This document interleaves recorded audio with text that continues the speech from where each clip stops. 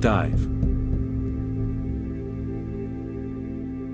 Bienvenue, la rédaction d'Africaine 24 vous propose aujourd'hui une analyse, un décryptage d'un texte important qui circule au Togo. Il s'agit d'un appel lancé le 12 juin dernier par Madame Essosimna Marguerite Nakadé, c'est l'ancienne ministre des Armées, et elle s'adresse directement aux forces de défense et de sécurité togolaises. Forces armées et forces de sécurité, répondez à l'appel de la nation. Vaillants combattants togolais, vous avez le devoir de protéger et non de réprimer. Chers frères, chères sœurs, camarades d'armes.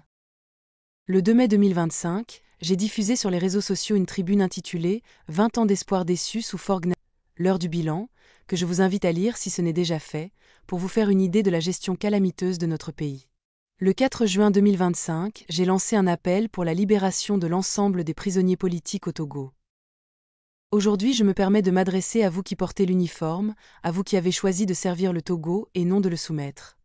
À vous qui avez juré fidélité à la République, à vous qui avez choisi de tenir toujours haute la flamme nationale. Par respect pour cet engagement, par amour pour votre peuple, il est temps d'écouter votre conscience, d'écouter votre cœur, il est temps que vous preniez vos responsabilités. Le Togo d'aujourd'hui et de demain vous sera infiniment redevable. Je ne viens pas vous parler en responsable, je viens vous parler en femme togolaise. C'est un cœur et une âme qui vous parlent. Ce sont mes entrailles qui frémissent tout au fond de moi. Et ce que j'ai à vous dire ne peut plus attendre. La vocation première des forces de défense et de sécurité, c'est la défense du territoire et assurer la sécurité de la nation. Elles, les FDS, ne peuvent pas et ne doivent pas devenir l'instrument dont se sert une oligarchie pour opprimer et assujettir l'innocent peuple qui ne demande rien d'autre que le respect de ses droits fondamentaux. Chaque militaire, chaque gendarme, chaque policier sait, au fond de lui, que le bon militaire donne tout. Il se sacrifie pour que vive la multitude, et non l'inverse. Le rôle des forces de défense et de sécurité n'est donc pas au Togo de tirer sur son propre peuple. Son rôle est de le défendre, de le protéger, de le servir, de mourir pour lui s'il le faut, mais jamais de le trahir ou l'asservir. Nous savons bien que c'est par contrainte qu'il vous arrive de réprimer les manifestants. Le rôle des forces de défense et de sécurité n'est pas de réprimer lors d'une manifestation. Car manifester est un droit constitutionnel. Et dans une république digne de ce nom, on ne répond pas à la soif de justice par la brutalité et la répression. Forces de défense et de sécurité, sachez que votre vie a trop de valeur pour l'offrir à un seul homme. Votre vie est trop précieuse pour la sacrifier au service de la violence contre vos propres frères et sœurs. Il est temps d'écrire votre part de l'histoire et en lettres d'or dans les cœurs de chaque Togolaise et de chaque Togolais. Réveillez-vous, l'histoire vous sera reconnaissante. Autrefois, le militaire togolais portait son uniforme avec fierté. Il faisait l'honneur de son peuple. Il pouvait marcher droit, tête haute, salué par les citoyens, respecté par les enfants et admiré par la jeunesse. Il inspirait confiance. Aujourd'hui, cette fierté a disparu. Le militaire n'a plus envie d'être vu en tenue dans la rue. Il la cache, ou parfois il l'enlève avant de retourner chez lui à cause de la peur. Il sait que l'uniforme qu'il porte ne suscite plus le respect d'antan, mais la méfiance, la terreur, parfois même le mépris et la colère. Pourquoi ? Qui vous a volé votre honneur, votre dignité, votre aura ? Vous le connaissez, nous le connaissons tous. Voici venue l'heure de la délivrance. Autant le civil craint ou dédaigne le militaire dans sa tenue, autant le militaire redoute le regard méfiant du civil. Ce lien de confiance est brisé. Ce lien sacré entre l'armée et son peuple a été sacrifié sur l'autel de la répression, de l'instrumentalisation politique et du reniement des valeurs républicaines au profit de la satisfaction des désirs et des errances d'une seule personne. Mais il n'est pas tard pour corriger ces erreurs du passé, il n'est pas tard pour se redresser, il n'est pas tard pour redevenir une armée digne et respectée. Une armée républicaine. Vous n'êtes pas les ennemis du peuple. Vous en êtes les enfants, frères et sœurs d'une même nation, et à la fin de votre service militaire, vous deviendrez à nouveau civils. Vos familles, vos amis, des voisins qui aspirent à la liberté, à la dignité, à une vie meilleure, ce peuple que l'on vous demande si souvent de réprimer sera demain votre entourage, votre communauté, votre miroir. Ne vous laissez plus instrumentaliser. Ne vous laissez pas enfermer dans une fonction déconnectée de la réalité. La vérité est simple, aucun militaire, aucun gendarme et aucun policier ne peut dormir tranquille quand le peuple a faim. Aucune caserne ne peut être un havre de paix pendant que les marchés, les villages, les quartiers pleurent et sombrent dans la désolation et dans la misère. Aujourd'hui, vous avez une chance que d'autres n'ont pas eue, celle de choisir le camp de l'honneur, de refuser de faire couler le sang de vos propres frères, de vous tenir aux côtés et non contre le peuple. Aucun uniforme n'est éternel. Mais la conscience est immortelle et l'honneur demeure toujours. Le souvenir de ce que vous aurez défendu, ou de ce que vous aurez permis, restera. Nous ne vous demandons pas de trahir la République. Nous vous demandons de la sauver, de retrouver l'essence de votre engagement. Car défendre la République, c'est refuser d'être l'arme d'une dictature. C'est dire non à l'injustice. C'est se rappeler que la légitimité vient du peuple et non de la peur.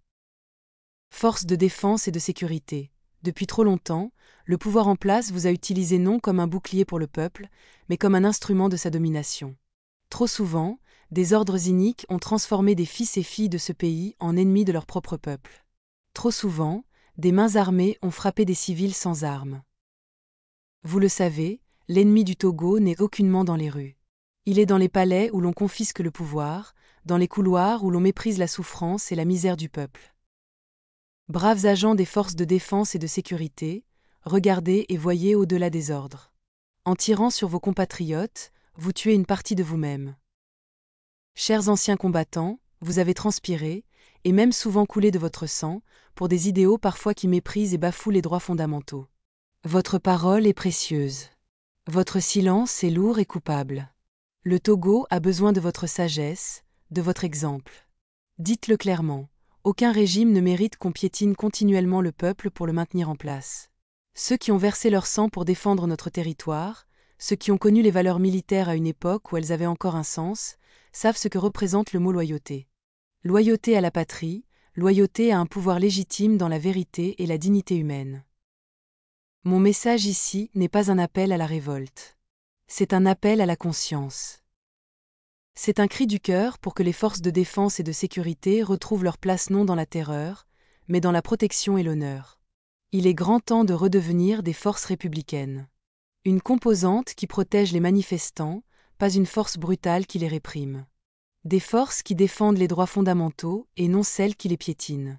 Des professionnels qui honorent leur uniforme, pas des agents qui en usent comme une menace. Je vous le dis avec gravité et sincérité. Le moment est venu de vous souvenir et de vous rendre compte que votre engagement vous lie au peuple et non à un pouvoir. N'oubliez pas que le chef des armées a lui-même un chef, le peuple. Ne soyez pas le dernier rempart d'un régime usé. Soyez les premiers bâtisseurs d'un Togo nouveau. Des mères se privent pour nourrir leurs enfants. Des jeunes n'ont que deux alternatives, l'exil ou l'errance. Des pères pleurent en silence parce qu'ils n'ont plus d'espoir. Et nous, allons-nous détourner les yeux pendant que la nation saigne? Non, chers frères d'armes, le vrai combat, aujourd'hui est social, il est moral et il est national. Il n'est pas pour le pouvoir d'une seule personne contre son peuple. L'ennemi, ce n'est pas seulement le terrorisme aux frontières. L'ennemi, c'est la misère dans nos maisons et dans les rues. C'est l'indifférence des dirigeants qui ronge notre humanité. C'est l'injustice qui humilie notre peuple. C'est la faim qui tue lentement, sans bruit et sous nos yeux, nos concitoyens. Et dans ce combat-là, vous êtes indispensables. Le pouvoir que vous avez, c'est aussi une responsabilité, celle d'être les gardiens du peuple et non les remparts d'une minorité. Ce combat pour un Togo digne, libre, juste, est aussi le vôtre. Alors je vous appelle, aujourd'hui, à une prise de conscience historique. Soyez du côté de ceux qui souffrent. Soyez les voix des sans-voix. Soyez les bâtisseurs d'un avenir où l'on pourra, enfin, être fier d'avoir servi. Soyez enfin du bon côté, du côté de votre peuple. Le Togo ne se relèvera pas sans ses forces de défense et de sécurité. Mais les forces de défense et de sécurité ne pourront se relever que si elles se tiennent fermement du côté du peuple. C'est ensemble que nous devons faire front, ensemble que nous devons dire non à l'indifférence. C'est ensemble que nous devons remporter la vraie victoire, celle de la justice, de la dignité et de l'unité nationale. Le moment est venu de faire le bon choix. Forces de défense et de sécurité de notre beau pays le Togo, vaillants combattants, venez, bâtissons la cité. Lomé, le 12 juin 2025. Madame Essosima Marguerite Gnakadé. Ancienne ministre des Armées du Togo. Nous avons pu consulter ce texte dans son intégralité, ainsi qu'une analyse qui l'accompagne. Notre but aujourd'hui, c'est de comprendre le fond de ce message, son contexte et sa signification possible dans la situation actuelle là-bas. Voilà. Et avant d'entrer vraiment dans le détail, une petite invitation pour ceux qui nous rejoignent. Pensez à vous abonner à Africaine24 et puis à partager nos contenus sur WhatsApp par exemple. C'est vraiment essentiel pour nous pour garantir une information indépendante. Alors, allons-y, décortiquons un peu ce texte. La première chose qui saute aux yeux, c'est cette interpellation très directe. Elle vise les militaires, les gendarmes, les policiers. Oui, tout à fait. Et elle précise bien qu'elle ne parle pas en tant qu'ancienne ministre, mais je cite, en femme togolaise. C'est un appel à la conscience, c'est ça, hein ? Absolument. C'est un positionnement très personnel, et je dirais même assez puissant. Elle essaie d'établir un lien qui dépasse les grades, les fonctions, un lien de citoyenneté commune en fait. Et le cœur du message, oui, c'est ce rappel à leur mission première, protéger et non réprimer. Elle met ça en opposition très nette avec le fait de servir ce qu'elle appelle une oligarchie.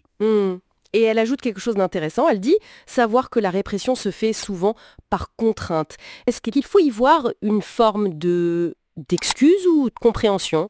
Pas une absolution, je pense, mais une reconnaissance de la pression hiérarchique, oui. Elle dit en quelque sorte « je sais que c'est pas simple, mais elle les renvoie quand même à leur conscience individuelle et surtout à leur devoir envers le peuple. Elle rappelle, et c'est important, que manifester est un droit constitutionnel. D'accord. Et que, donc, la réponse ne peut pas être la répression systématique. L'accent est mis sur la responsabilité à la fois individuelle et collective de ces forces vis-à-vis de leurs propres concitoyens. Il y a aussi un passage très fort sur l'honneur perdu de l'uniforme.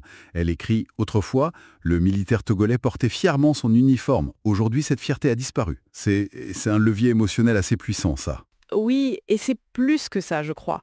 Ce qui est fascinant ici, c'est qu'elle décrit une sorte d'inversion totale du symbole. L'uniforme, qui était respecté, un signe de fierté. Oui, serait devenu, selon ses mots, associé à la peur, au mépris, à la terreur. Pour elle, ça signifie une vraie rupture, une cassure de ce qu'elle nomme le lien sacré entre l'armée et la nation. Une rupture causée par quoi, d'après elle ? Par l'instrumentalisation politique, par la répression, justement. Et donc, logiquement, pour restaurer cet honneur perdu, il faudrait, selon son texte, se réaligner avec le peuple, avec ses aspirations. D'accord. Alors, si le peuple n'est pas l'ennemi ? Elle désigne assez clairement qui il est. Elle dit, je cite encore, « L'ennemi n'est pas dans la rue, il est dans les palais où l'on confisque le pouvoir. » C'est une accusation on ne peut plus directe contre la structure du pouvoir en place. Ah oui, là c'est sans ambiguïté. Elle désigne très clairement une source du problème. Et en faisant ça, elle redéfinit aussi le terrain du combat. Comment ça ? Le combat n'est pas politique. Disons qu'elle le définit autrement. Pour elle, le vrai combat est social, moral et national. Ce ne sont pas les luttes partisanes. Les vrais ennemis, ce sont, je la cite encore, la misère, l'indifférence, l'injustice, la faim. Elle utilise des images très fortes pour décrire la souffrance quotidienne. Les mères qui se privent pour leurs enfants, les jeunes qui partent chercher un avenir ailleurs, les pères qui n'ont plus d'espoir. Oui, c'est très concret, voilà. Et c'est dans ce combat-là, contre ces fléaux sociaux, qu'elle estime que les forces armées sont indispensables. Pour défendre les plus vulnérables, en fait. Elle a aussi un mot pour les anciens combattants. Elle leur dit « Votre silence est coupable ». Pourquoi s'adresser à eux si spécifiquement ? Les anciens combattants, ils incarnent souvent une certaine mémoire de l'institution militaire. Une forme d'autorité morale aussi. Peut-être liée à des idéaux fondateurs qui, selon elle, sont bafoués aujourd'hui. D'accord, je vois. En les interpellant comme ça, elle cherche sans doute à mobiliser ce poids symbolique. Pour rappeler aux forces actuelles qu'au final, la loyauté première, c'est à la patrie qu'elle est due. Pas forcément à un régime qui s'éloignerait de ses idéaux. Et c'est là qu'on arrive à un point crucial, vraiment. C'est que tout ça, ça vient de qui ? De l'ancienne ministre des Armées elle-même. Ça, c'est quand même très rare, non ? Quelle portée ça a ? C'est extrêmement significatif. L'analyse qui accompagnait le texte parle d'une rupture majeure, et je crois que le terme n'est pas trop fort. Voir une ancienne responsable d'un ministère aussi régalien, aussi central, critiquer aussi ouvertement le pouvoir qu'elle a servi, Ça donne un poids, une crédibilité à son message qui dépasse, et de loin, la critique politique habituelle. Oui, on n'est plus dans l'opposition classique. Exactement. Ça vient de l'intérieur d'une certaine façon. De quelqu'un qui connaît les rouages. D'autant plus que, comme le souligne l'analyse, le Togo traverse une période de tension politique et sociale inédite. On se souvient d'ailleurs qu'elle avait déjà publié une tribune début mai sur les 20 ans d'espoir déçus, c'est ça hein. Tout à fait, le 2 mai. Donc cet appel du 12 juin s'inscrit dans une séquence, dans un contexte bien précis. Et ce contexte, c'est lequel, plus précisément? Si on replace les choses, on est dans un climat où la contestation du pouvoir semble monter, avec des annonces de manifestations, etc. Son appel, il arrive à ce moment-là. On peut donc l'interpréter comme une tentative d'influencer la manière dont les forces de sécurité vont réagir face à ces mobilisations populaires. Une façon de les presser à la retenue, à la solidarité avec la population. Pour éviter une escalade de la violence, peut-être? Probablement oui. Pour éviter que la situation ne dégénère en répression brutale. Mais est-ce que certains ne pourraient pas interpréter ça comme une incitation à l'insubordination, voire à un coup d'État? Elle semble anticiper cette lecture parce qu'elle prend soin de préciser, je cite, « Ce n'est pas un appel à la révolte, c'est un appel à la conscience ». La nuance est importante. Oui, l'objectif qu'elle affiche, c'est le retour à une armée républicaine. Une armée qui soit garante de la Constitution et protectrice du peuple. Il s'agit moins, semble-t-il, de suggérer un renversement du pouvoir par la force que de plaider pour un refus d'obéir à certains ordres. Voilà, refuser d'exécuter des ordres de répression qui seraient jugés illégitimes parce qu'ils visent leurs propres concitoyens qui exercent un droit fondamental. C'est plus subtil qu'un appel direct à la sédition. Donc si on essaye de résumer tout ça, on a un message très fort, très percutant, qui vient d'une source assez inattendue, une ancienne ministre des Armées. Et ce message, c'est un appel aux forces togolaises à se souvenir que leur loyauté première, elle va au peuple et à la République, avant le régime en place. Surtout quand ce régime est confronté à la souffrance et à l'injustice qu'elle décrit de manière assez crue. C'est exactement ça, c'est une invitation à retrouver pleinement leur rôle de protecteur, à essayer de rebâtir une confiance qui semble brisée et, comme elle le dit à la toute fin, pour participer à un projet collectif, venez bâtissons la cité. C'est un appel à la reconstruction finalement.